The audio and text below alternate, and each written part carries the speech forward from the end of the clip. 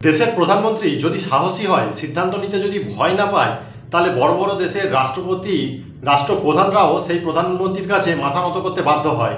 মোদি ও ট্রাম্পের মধ্যে যে বন্ধুত্ব ছিল, সেটা সম্ভবত আবার জোড়া লাগতে চলেছে, যা পাকিস্তানের জন্য খুবই দুঃসংবাদ। পাকিস্তান চীনকে পাশে নিয়ে আমেরিকার সাথে বন্ধুত্ব করে, সৌদির সাথে বন্ধুত্ব করে, পাকিস্তানের সেনাপ্রধানরা বাংলাদেশ সফর করে দক্ষিণ এশিয়ায় রাজ করতে চেয়েছিল এবং ভারতকে চাপে রাখতে চেয়েছিল। কিন্তু জিওপলিটিক্সে কখন কি হবে তা কিছুই বলা যায় না। খেলা একটু পাল্টে ভারত এবং আমেরিকার সম্পর্ক আবারও মজবুত হতে চলেছে, যার ফলস্বরূপ ভারত এবং আমেরিকা একটা বড় 10 বছরের দীর্ঘ প্রতিরক্ষা চুক্তি স্বাক্ষর করেছে। এই চুক্তি থেকে একটা আভাস পাওয়া যাচ্ছে যে আমেরিকা ভারতের উপর 50% শুল্ক বসিয়েছিল, সেই শুল্ক কমে 15 থেকে 16% হতে চলেছে।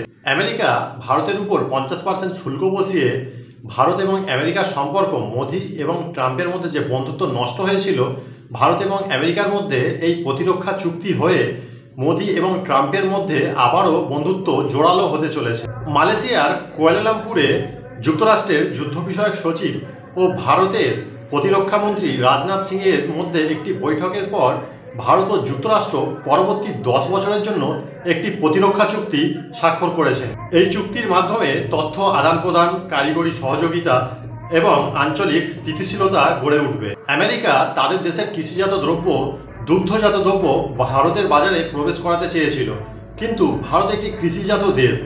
আমেরিকার চাল গম ভারতের বাজারে এলে ভারতের কৃষকদের প্রচুর পরিমাণে ক্ষতি হতো, তাই মোদি তা আসতে দেননি, যার জন্য আমেরিকা ভারতের উপর 25% শুল্ক বসায় এবং রাশিয়া থেকে তেল আমদানি করার জন্য আরও 25%, টোটাল 50% শুল্ক ভারতের উপর বসায়।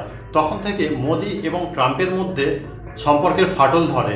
মোদির রাগ ভাঙাতে ট্রাম্প অনেকবার মোদিকে ফোন করেন, আবার মোদি ট্রাম্পের সাথে বৈঠক এড়াতে একাধিক বিদেশ সফর বাতিল করেন।